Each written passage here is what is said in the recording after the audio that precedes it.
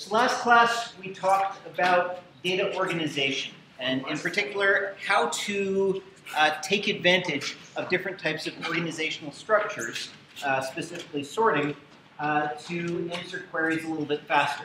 How you could actually create organizational structures that would allow us to answer queries faster. We looked at just creating a giant sorted list of everything that you have, and we also looked at ways of reducing the fan-out of binary search over that sorted list, specifically by grouping together, by building an index structure that would allow us to much more quickly find records in a giant sorted list. We also looked at B+ trees, which allowed us to create a kind of sorted list that you could insert and remove from much more efficiently than just a regular sorted list. So today we're going to continue looking at different types of organizational structures, but we're going to kind of move into a slightly different class.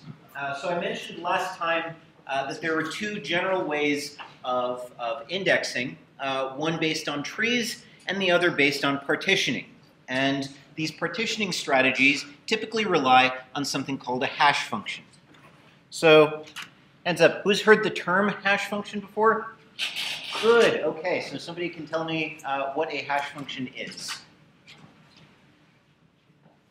Anyone? Yep.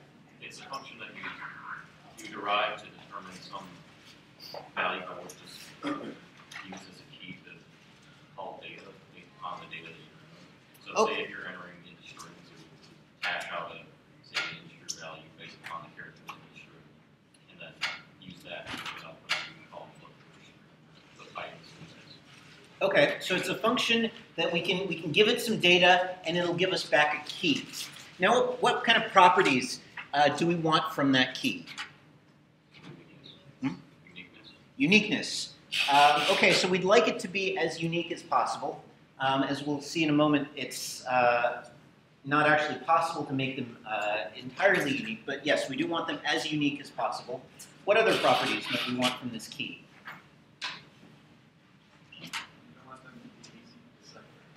You don't want them to be easy to decipher. Can you expand on that? Put it in data and it returns a key.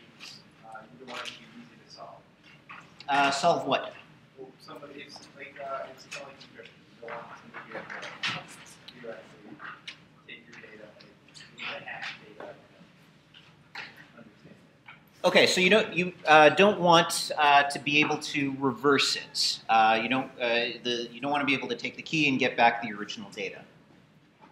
So there's actually a couple of different hash functions, and I'm going to make a distinction here between what are called cryptographic hash functions or strong hash functions and weak hash functions. So cryptographic functions have to satisfy quite a bit more, including this irreversibility property. Although there's actually a slightly weaker formulation of that we're specifically going to care about. And that's the lack of ability to predict what's going to come out. So if I give you a value and you hash it, and I get back some sort of key, I'd like two things. I'd like that key that comes back to satisfy two properties. First off, if I haven't ever called this hash function before, I'd like the output to be random. Now, this is essentially a weaker form of this irreversibility property. The output doesn't tie specifically back to a specific input or a specific set of inputs. The other thing is determinism. So if I give the hash function a string, let's say Bob, then the hash function gives me back some key, let's say 4. Then every time I give this function Bob, it's going to give me back 4. Now these might seem a little contradictory. How can something be deterministic if it's random? But it turns out there's a whole family of these hash functions that satisfy exactly that. So there's kind of weaker hash functions like MD5, and there's much stronger functions, some of the later SHA algorithms, although those have started to be broken. But there's, it turns out these hash functions have a wide variety of different applications, but the ones that we're going to look at today have to do with partitioning, and they have to do with this property that for any key that you give it, the output is essentially random, but you always get the same random output. Okay, so just like with tree-based indexes, we're going to start with a very simple hash-based partitioning scheme.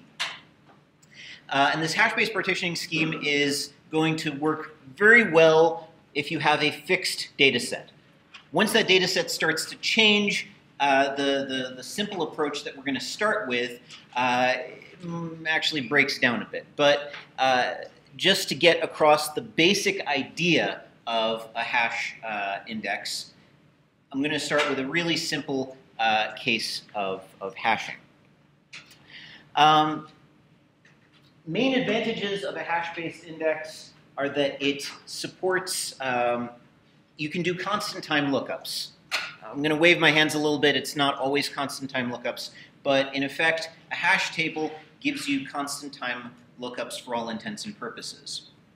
The downside, though, is that they don't typically support range lookups, and we'll see why that is shortly. Okay, so I'm going to call my hash function h, and I'm going to call the key that I want to index on. So I need some attribute that I'm going to use to organize my data. I'm going to call that k. So I feed this number k into a hash function that gives me a very, very large number. For a 64-bit number, it would essentially give me, for a 64-bit hash function, it would essentially give me 64 random bits of data. For a 256-bit hash function, you get 256 bits of effectively random data. Now, every one of those keys that the hash values that I get back are going to essentially point to one of these buckets that I'm going to create. So I'm going to allocate a series of bucket pages. If you're doing this in memory, just blocks of memory that represent these buckets. And each one of those is going to correspond to one of the outputs of, every hash value is going to point to one of those buckets.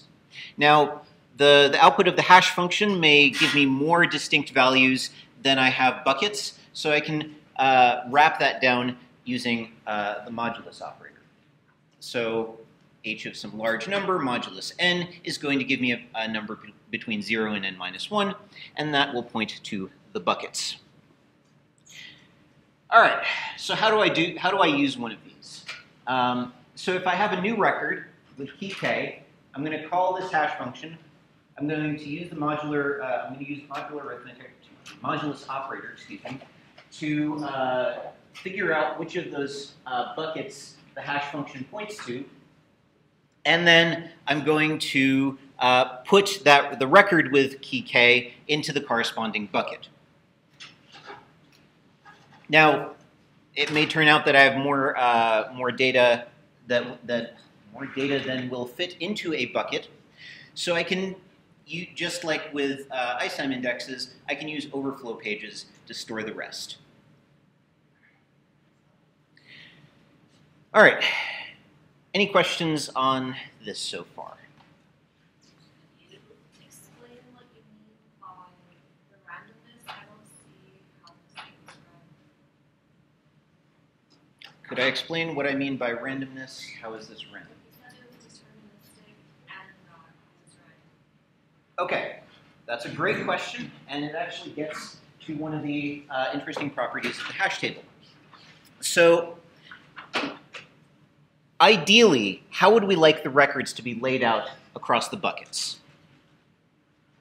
Assuming we had the ability to do whatever we wanted, pick whatever hash function we wanted, and I had 20n records, how would I want those records laid out? Yeah? They like alphabetically or numerically, maybe like in order, so it's easier to access. So in order. Would it really matter if we don't have range functions? Yeah, so we're not trying to support range queries. We're just trying to support exact lookup queries. So without necessarily sorting them, how many, I'll rephrase the question. If I have 20 n records, how many would I want in each page? Some constant. Some constant. Okay, so if I have 20 n records, pigeonhole principle, I need at least 20 records in each page on average. I need exactly 20 records in each page on average. And in fact, I'd actually like that. I'd want every single page to have exactly 20 records, to have exactly 1/n of all of the records that I have. But at the same time, I have this constraint that I always want to be able to figure out which page a given record falls on. Which means those records need to be in a deterministic location. So I need some way of kind of spreading them out evenly, while at the same time knowing exactly where each record fell. And it turns out a hash function is a perfect way to do that, because the output is, in effect, random. So every record has an equal chance of falling on any of those pages. But at the same time, it's deterministic. So if I know that my key is Bob, I know that I'm going to go to, I know that Bob's record is going to fall on page number 4. Does that address your question? And then after you know that's in number 4, then it's somewhere randomly in the overflow pages? If I know that it's on page 4, then it's either on page 4 because a page is just a huge collection of records, or if page 4 is, if I have more records than will fit on page 4, then it will be in one of the overflow pages. Does that address your question? Any other questions? Good observation.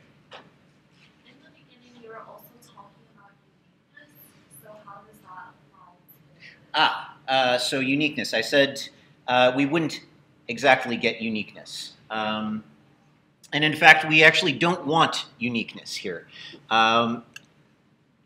If we had uniqueness, we wouldn't get more than one record or at least one key per page. So in effect, the modulus function is, in the worst case, the modulus function is giving us non-uniqueness. In general, a hash function, so as I said, we'd see that we wouldn't actually get uniqueness. So a hash function that produces a 256-bit, let's make that simpler. A hash function that produces a 32-bit integer as an output. How many possible values could I get as an output for that? 2 to the 32. So 32-bit integer gives me 2 to the 32 different possible outputs. How many inputs could I give to the hash function? It's a trick question, by the way. I could give anything as an input to the hash function. So infinity, coming down to 2 to the 32 possible values. Pigeonhole principle, I can't actually do that.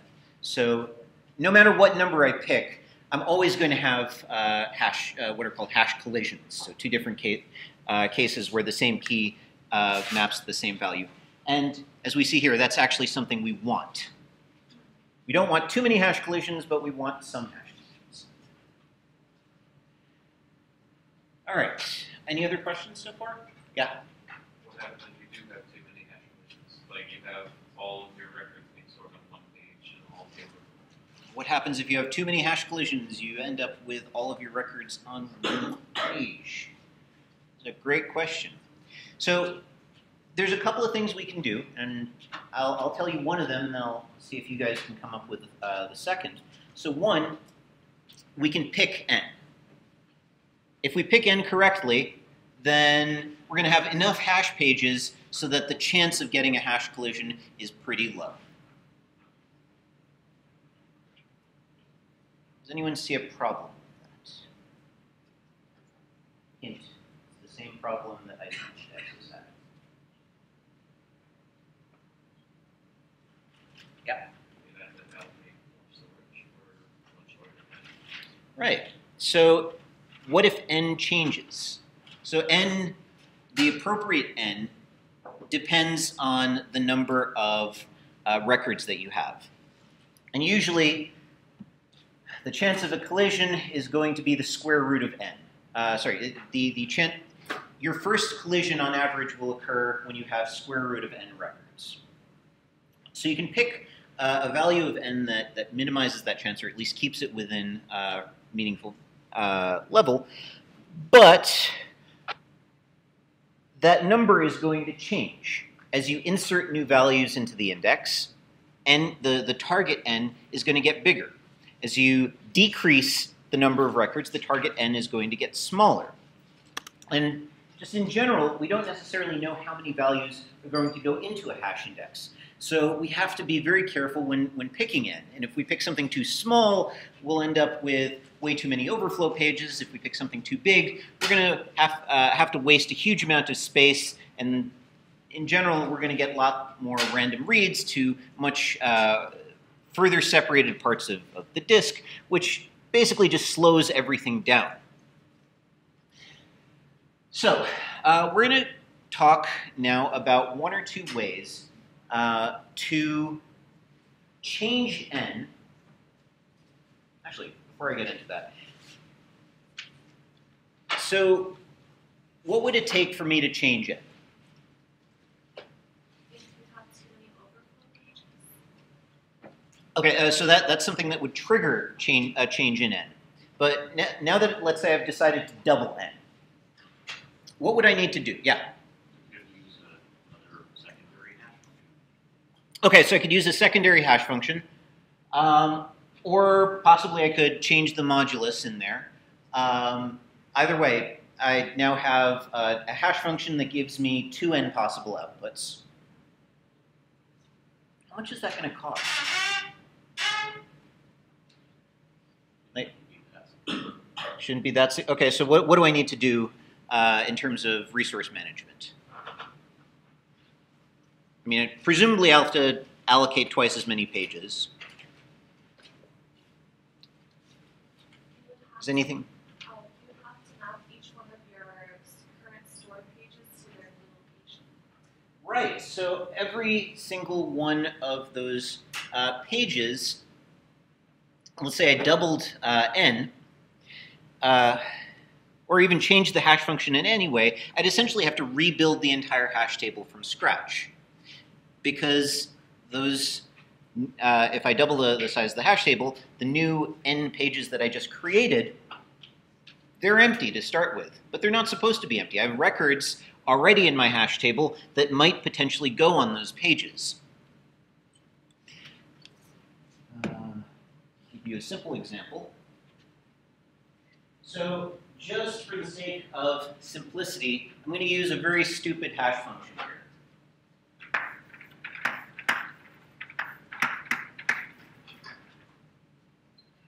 Really, really simple hash function.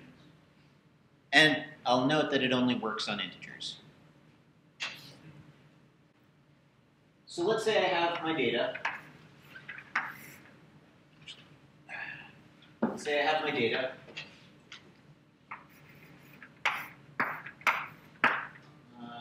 One, two, three, four. That's good. 1, 2, 3, 4. And let's say my n starts off as 2. So I have one page for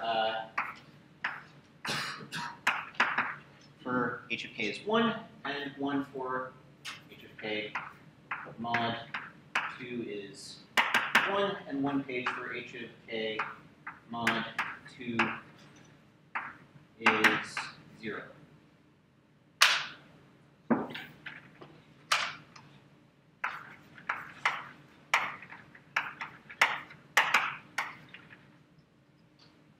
What goes in here? 2 and 4. And 1 and 3. All right, so let's say I keep my original hash function, but just double n. So now I have h of k mod 4 is 0, h of k mod 4 is 1, 2, and 3. These are the three possible values of h of k mod 4. All right, what has to happen now?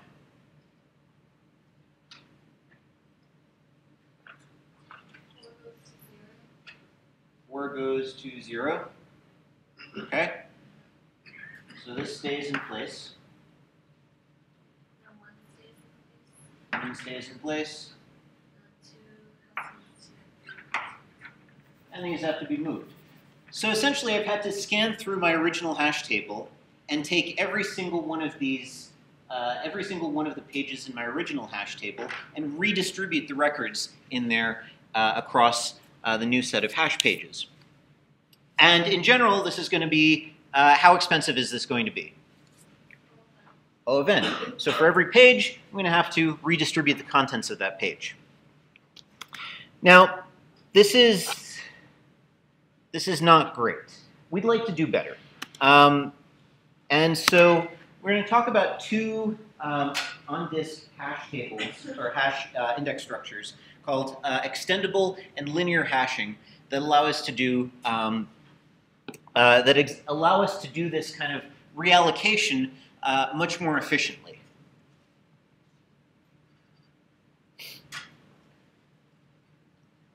Right. Now the first of these is going to use a kind of trick based on pointers in order to minimize the amount of work that we need to do in order to redistribute the data. That trick is basically going to involve a directory page that's much smaller than the entire set of records that we care about. And that directory page is going to help us keep track of a couple of different things that will allow us to double the size of the directory page without actually doubling the size of the data. Okay, so basically this thing looks kind of like what you're seeing here. The directory page has a number of entries, and we're going to keep track of a number of the size of the directory page by a number that's going to tell us how many bits there are in the directory, in a directory entry. So for 2 bits, we get 0, 0, 0, 1, 1, 0, and 1, 1. And this is going to be the global dimension, I believe is the term. Now, every single data page is also going to have what's called a local dimension. And this is going to tell us how many, is going to kind of tell us in reverse. We'll get to that in a moment.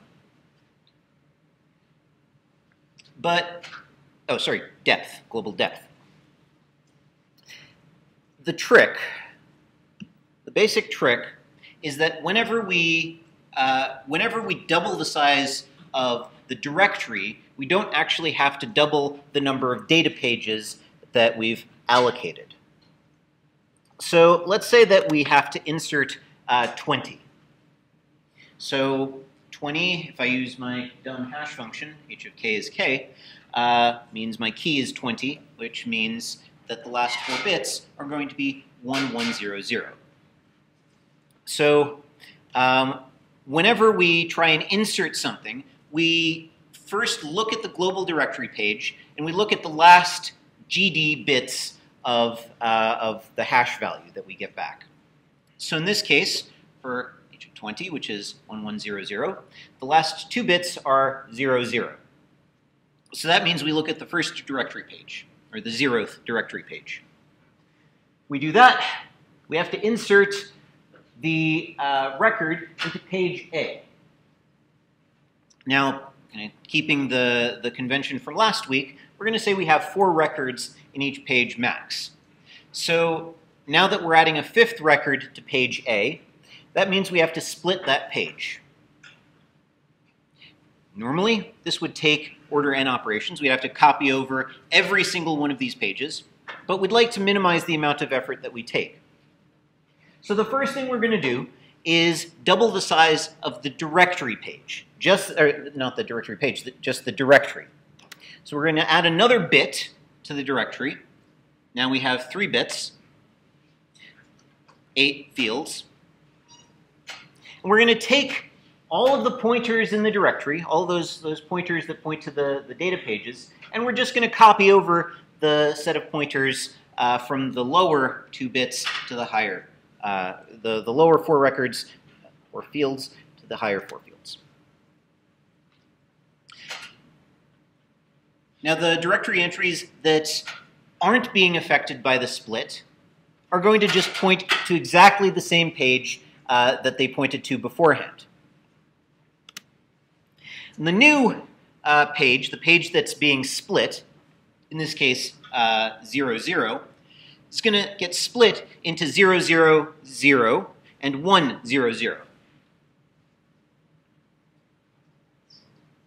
The records that hash to 1, 0, 0 are going to go into page E, or A2, excuse me.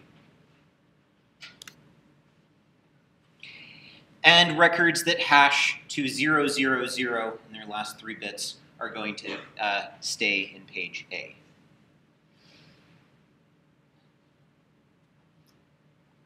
All right, that was a little bit weird. Questions? Oh, the LD. So that's the local depth. I'll get into what that means in just a moment. But the short version is that we need to keep track of which pages are split and which pages are not split.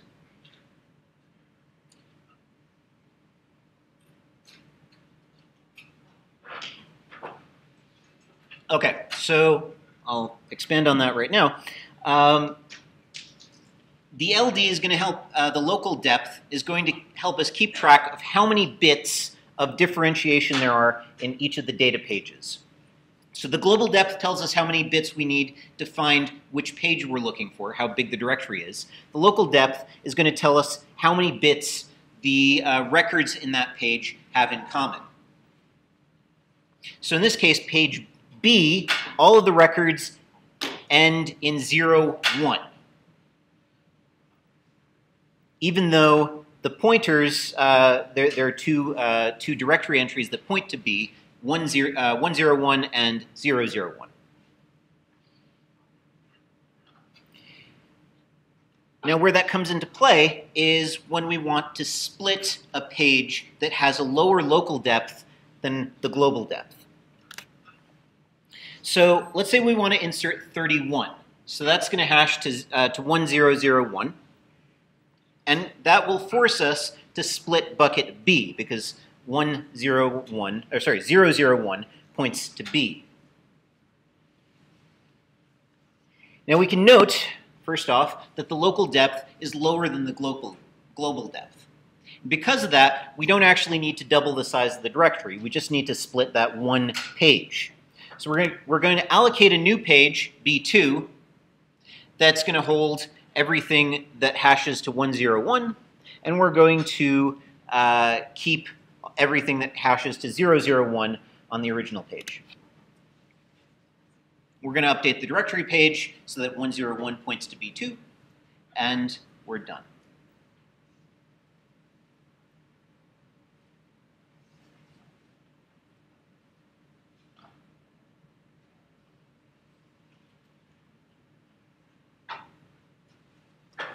Any questions?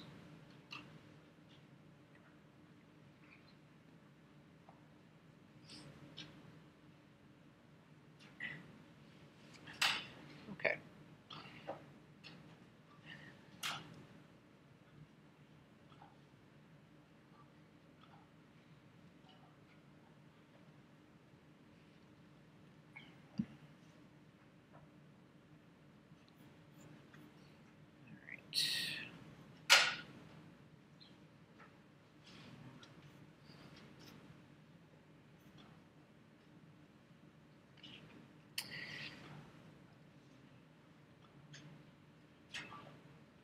A few more slides.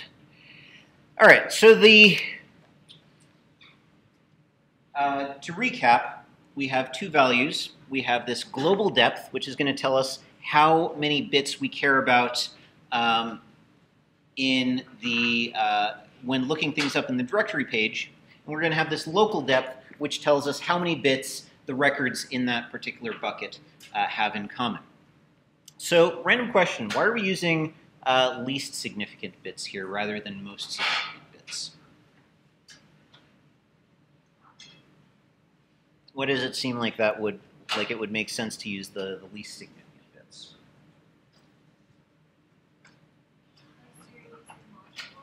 Because you're using modulos, so then it would end up mapping. Great observation. So anytime, because I'm using modulo and the most significant bits, every time I double the number of bits, every time I double the number of fields I have, I get one extra bit. The cute thing here is that with modular arithmetic, the only page that gets modified, the only page that I need to redistribute, is the one page that I need that I just tried to insert into.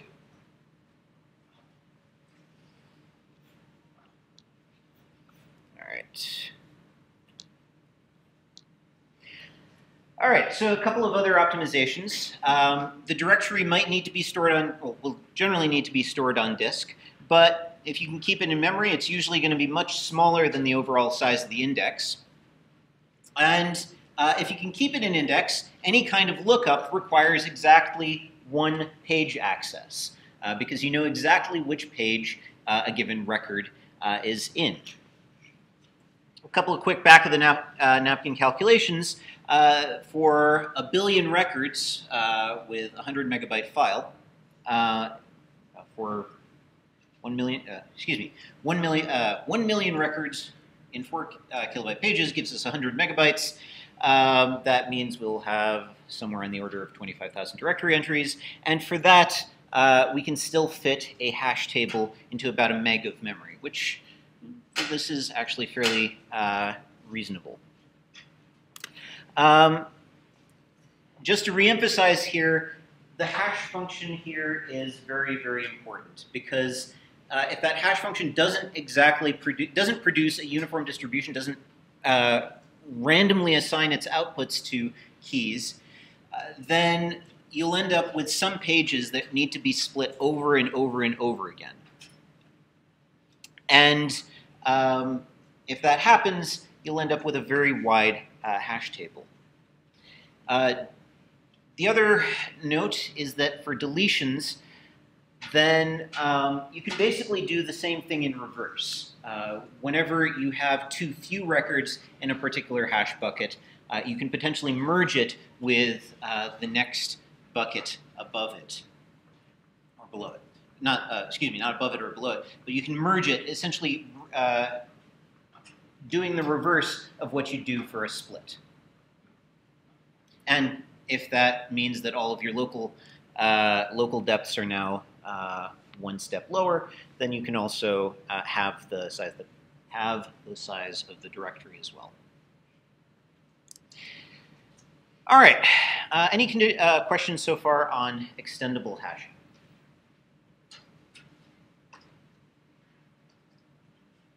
All right, let's take a quick 5-minute break. Meet back here at 1:10, and I think we'll skip linear hashing and go directly to some join algorithms. All right.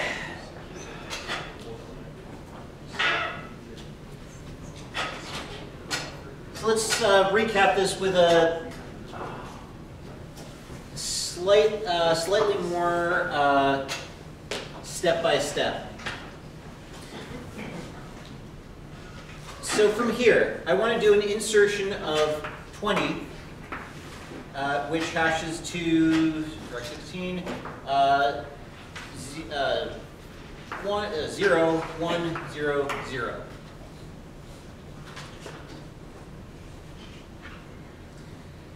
Now normally, I'd look at the last 2 bits, because I have 2 bits in my directory page, So 0, 0 tells me to look at the first entry of my directory, and then follow the pointer.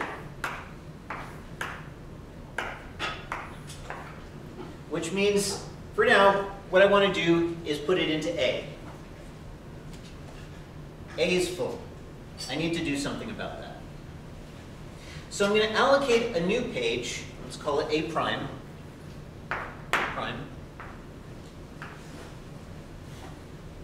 And A right now contains everything that ends with 0, 0. B contains everything that ends with 0, 1, 0, 1, 0, 1, 1. And we're going to add another bit. So A will now store everything that ends in 0, 0, 0. And A prime is going to store everything that ends in 1, 0, 0. Okay, now we need to redistribute the data that we have already. So there's two values right now that get moved. 4 gets moved here, 12 gets moved here. And 20, because it ends in 1, 0, 0, goes on to A prime. Okay, so we've created a new page that holds these extra records. We also need to modify the index structure as well. So we're going to add another bit to the index, to the directory. Excuse me. All of the existing pointers are turned into 0. Yeah? I was just going to ask, is it convention to move the first two numbers of the page that you're splitting? No, it's so 4 is 0, 1, 0, 0. 12 is 1, 1, 0, 0. So A now only holds anything that ends in 0, 0, 0. A prime holds anything that ends in 1, 0, 0. And 32 and 16 both end in 0, 0, 0. Does that answer it? All right. We have an extra bit. We have to create new entries. 1, 0, 0, 1, 0, 1, 1, 1, 0, and 1, 1, 1. Okay, so we're only splitting A. Means we need to take the pointer for 1, 0, 0. We need to point that to the new location but 1, 0, 1. We haven't split B. B has everything that ends in 0, 1. So the same pointer for 0, 0, 1 is still valid for 1, 0, 1 as well. Both sets of records are stored in on the same data page. So we can take the pointer for 1, 0, 1 and just point it back at B. And the same thing for 1, 1, 0, points at C, and 1, 1, 1, which points at D. Yeah? So with the 20 case, you took off the leading 1, but in reality, like when we're actually using this, it would be the full binary representation, right? Because if, as it grows, yeah, you have like a large value, and you need to know that. Technically, the hash value is 1, 0, 1, 0, 0. We're only concerned at that point because we. I mean, for the time being, we only care about the last 3 bits. Yeah, you'd want the entire thing. I'm just lazy. Yeah. So just to quiz my understanding of that, now that we've added that leading bit to our main addresses, now it has a total global depth of 3, but all the ones that we didn't split, since they only care about the last 2 bits, they have the local depths of 2. Local depths. And So local depth of 3, local depth of 2, 2, 2, 3 again. Isn't this like only really useful like right after a resize, or also if your hash function is kind of not so great? Not so uniform? So isn't this useful only if your hash function is not so great or after resize? So yes, let me break that apart. So the first point is that this is useful after a resize. You're not guaranteed that a hash table is going to have exactly the same set of records for all time. And as the number of records in your hash table changes, the optimal size also changes. Now, The other point that you made there was the size of the quality of the hash function. So, while ideally, under perfect circumstances, you'd have a hash function that uniformly distributes all of your records evenly throughout the entire hash table, in practice, there are going to be some entries in your hash table that are just going to be straight up bigger than others. Hash functions, every record has an even chance of going to any of the hash tables, but nothing ever works in expectations. You're always going to have outliers in either direction. It's a normal distribution, I believe, but don't quote me on that. Even a normal distribution has, you can potentially have values that are arbitrarily far away from the center, from the expected value of a normal distribution. So, A, this is useful whenever your data size changes frequently, and B, even if you don't have, if you do have a perfectly random hash function, you're still going to have some fields that are bigger than others, and this can help you keep the size of the hash table to be as small as possible, while still retaining that constant time lookup. Does that kind of get it? Yeah. Also, additionally, isn't it like you're doing like a lot more smaller interrupts to resize instead of just in one batch? Yes. Like doing all of them. So then couldn't that potentially, like, let's say you pick a really good time between resizing, like when you're inserting, like let's say if you're waiting on something very slow, wouldn't it be more efficient to just, you know, like let's say you're waiting for something on disk, for example, you can resize everything before you even get the next page, or... Yep. So the point is that this particular approach uses lots of small modifications. Wouldn't it make sense to do batch modifications to just copy the entire hash table into something bigger if you had the opportunity to do so? Sure. If you have the opportunity to do so, great. Here's another option if you don't. And I mean, I've said this over and over, and I'm going to keep saying it. My job isn't to tell you how to do things. My job is to give you a whole toolbox of tricks and techniques that you can use in certain circumstances and help you understand, help you understand what circumstances they're useful in. So yeah, is this the best thing you can do always? No, but it does have applications, just like the regular hash table has applications. Depends on what you're trying to do, depends on how the data is changing, it depends on a lot of things.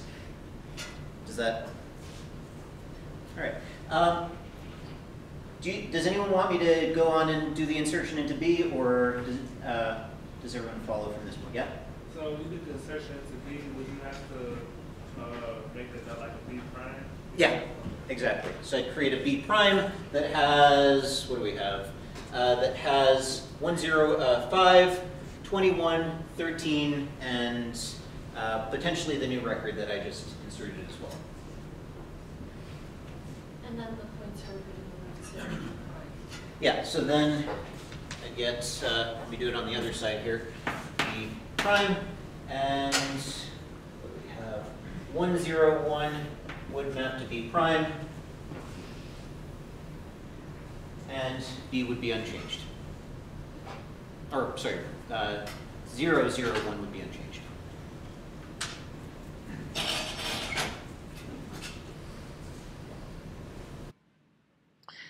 So the main term, or the main kind of idea that we're going to talk about in this part is this idea of access paths. And this idea of an access path, loosely put, is how does the database read data out of a file? If I'm storing data in a heap file, I only have one access path available to me. But if I have an index, or if I have several indexes, I can combine a selection operator and a file scan operator into an index scan. And this choice of which type of index, which type of file representation of my data I use is referred to as an access path. And access path selection is basically the question of how do you pick which index is appropriate for the particular query that you're using. The other part of this is joins. So we're going to talk about different types of access paths. We're also going to talk about different joins. So we mentioned this earlier idea of equality joins or equi-joins. Kind of from an intuitive level, what would I expect the difference to be, just in terms of like sizes, data amounts, data volumes, between these two queries? Would I expect more on an equi-join or an inequality join? Inequality join. Why? Because there will be more records that have the same value. Exactly. If there are more records. So if I have an equality join, I'm matching one value up to exactly one value. Now, it might be the case that that attribute has only one value in the entire column. Every single row has the same value for B, but that's usually not going to be the case. So an inequality join, on average, will return to you something like half the table, or half the cross product. In general, inequality joins are n squared, while equality joins are going to be closer to linear.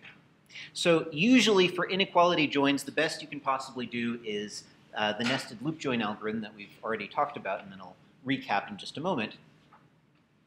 And your opportunities for optimization are a lot better when you focus on equi-joins. It turns out equi-joins are really, really common. So we're going to talk briefly about a couple of different ways to implement join algorithms. So we started a couple of classes ago with this idea of nested loop joins. A join where I visit every tuple of A, and for every tuple of B, I scan all of the possible tuples in B and emit any kind of result that satisfies whatever my predicate is, if I have one. We recognize that this wasn't necessarily super efficient, because if we had to keep scanning B over and over and over again, that could potentially mean a lot of IOs, that could mean a lot of disk access, or just a lot of computation. So we suggested this idea of block nested loop, where we partition everything into blocks, and then we do a nested loop join on each pair of blocks. All right. Anyone have questions on nested loop join? I covered it a few weeks ago, but anything new has come up? Yeah. Is it possible that, like, to kind of condense the material first and use like pointers, so like it's a discrete case, and then basically just reduce the number of moving? Is there any way? Is it possible to condense the data using pointers? What do you mean by that? So like you could like keep a reference, kind of like column store indexing, and then basically have the pointers represent multiple locations. You go to expand the data back. So could you figure out which tuples are present in the join, and only then kind of expand the tuples out? That's actually very similar to one of the algorithms that I'll mention in just a moment. Okay, hold that thought. Actually, you know what? Let's do this slightly out of order. So we're on solution 2. Let's really quickly jump to solution 4. So one possible trick .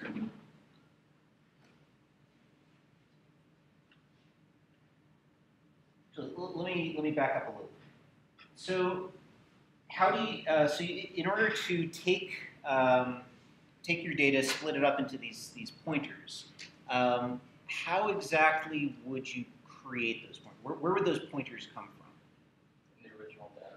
From the original data. So you basically have to scan over your original data, figure out which attributes are interesting for the join, pull those out, and then kind of create the list of pointers back to your original data.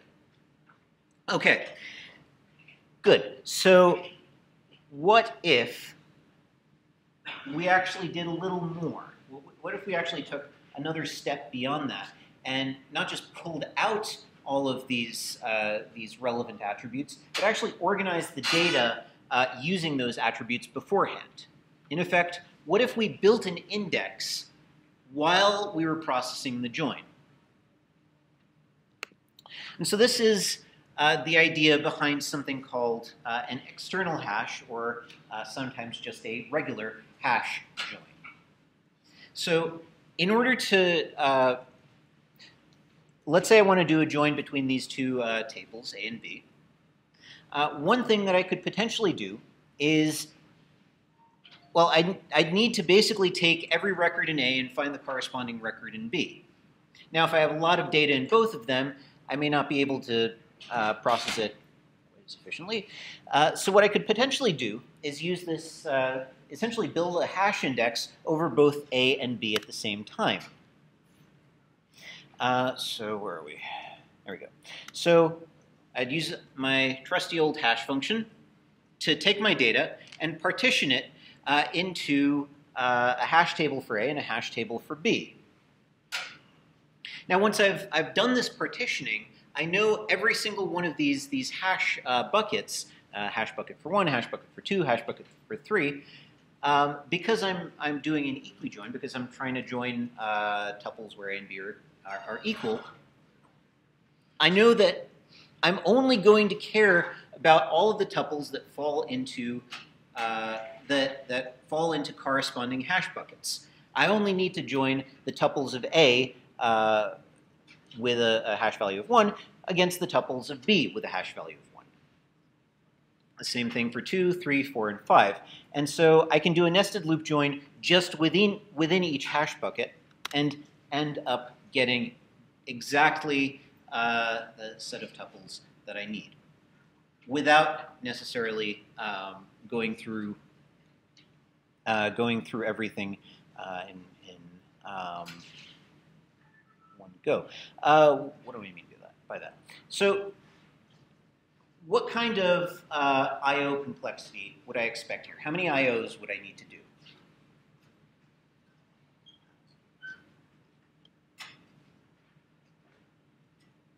So what are the steps? The first step is I need to build a hash table on both relations. How many I/Os do I need for that?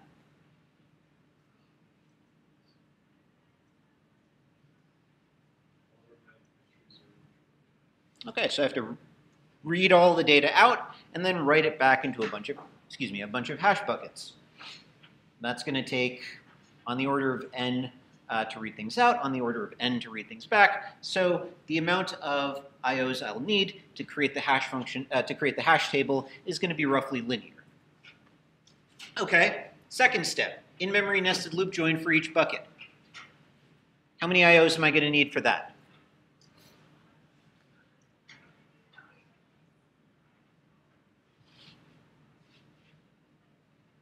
Let's say each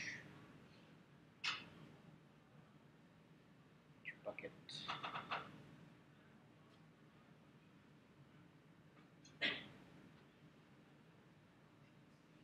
So what are my steps? I start by doing an in-memory nested loop join on the first hash bucket. How many I/Os?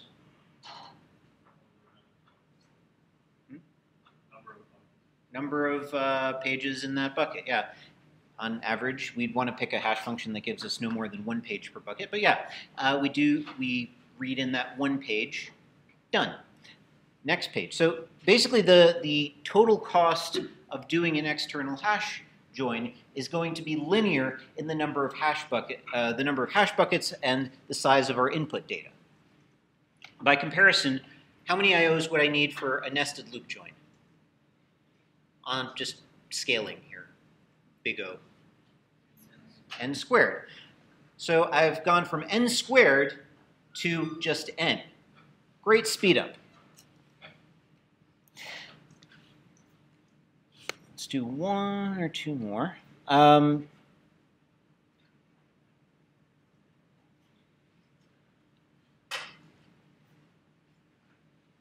Okay, so this approach, it definitely reduces my processing time, but it has one bit of a disadvantage. And that's that I have to read all of A in, and I also have to read all of B in before I can start producing any outputs whatsoever. Can I do better?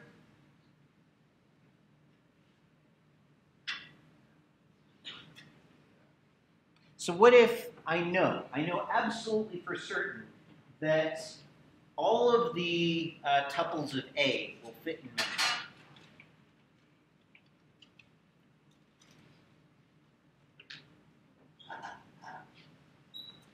Yeah.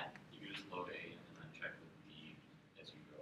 Okay, I could load in all of the tuples of A and then scan over the tuples of B.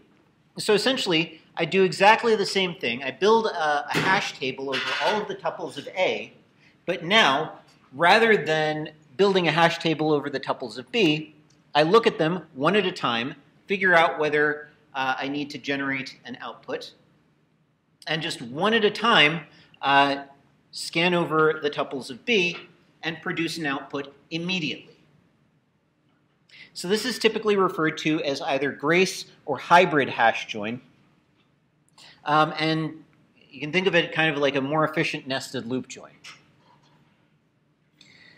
All right, two more strategies. So the strategy we've been looking at so far assumes that we have to create the index. It assumes we have no information about the data up till now. What if we already have an index on one of our join attributes? How could we use that?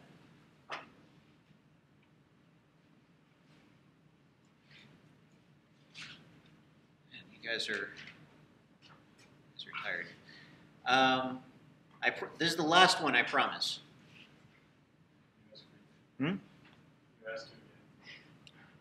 So let's say we have an index. We already have an index. It's pre-built. We have an index on one of our join attributes. How do we use that to do a join efficiently? See, we have an index on B. You can load an A and then use the index of B to change the portions of A that you need to check. Okay, so we can essentially do a nested loop join, but the inner loop, if the inner loop is already based on an index that exists, then that makes our lookups much faster. We look at the first element of A, we find exactly the one or the set of attributes that match A on the index. We look at the next element of A, and then we can jump right to the element of B that matches. And this process repeats until we've gone through every element of A. Okay, so we've introduced a couple of different join algorithms. We'll recap these next class. But are there any final questions on any of the algorithms we've covered so far? All right. See everyone on Tuesday. And before everyone leaves, for those who have not noticed it, the project deadline has been pushed back by 2 weeks so that it is after the midterm.